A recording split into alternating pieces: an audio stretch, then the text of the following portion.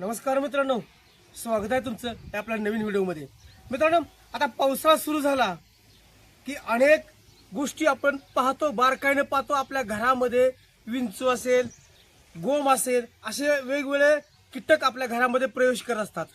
किंवा शेतामध्ये जर आपण गेलो तर शेता बांधावर दगड असतात, शेतामध्ये असणारे दगड असतात, दगड आपण उचलतो त्यावेळेस त्या दगडाखाली आपल्याला विंचू आपल्याला पाहायला मिळतो, गोम पाहायला मिळते।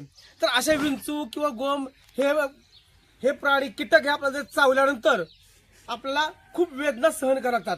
आणि अशा वेदना सहन अशा असतात की त्या असह्य अशा वेदना असतात।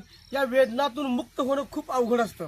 परंतु जर आपल्या शेतामध्ये असा विंचू चावला किंवा आपल्या घरामध्ये जर विंचू चावला किंवा उकाड्यामध्ये प्रामुख्याने हा विंचू निघतात, पावसाळ्यामध्ये विंचू निघतात, तर हे विंचू आपल्या घरामध्ये आल्यानंतर अचानक चावला गेला तर आपण प्रथमोपचार म्हणून काय केलं पाहिजे?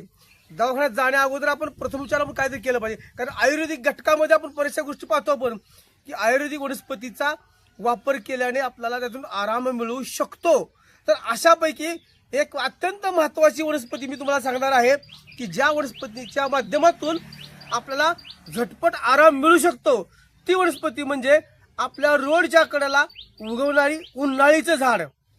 तर हे झाड उन्हाळीचं आहे, हे झाड आपण पाहतोय तर याला शेंगा येत असतात। प्रामुख्याने आपण गवारी शेंग असते त्या शेंगाप्रमाणे शेंगा असतात, त्यानंतर फुलं येत असतात। आणि याचं जे पान असतं हे पान आपण हे उन्हाळी झाड आहे कसं ओळखायचं?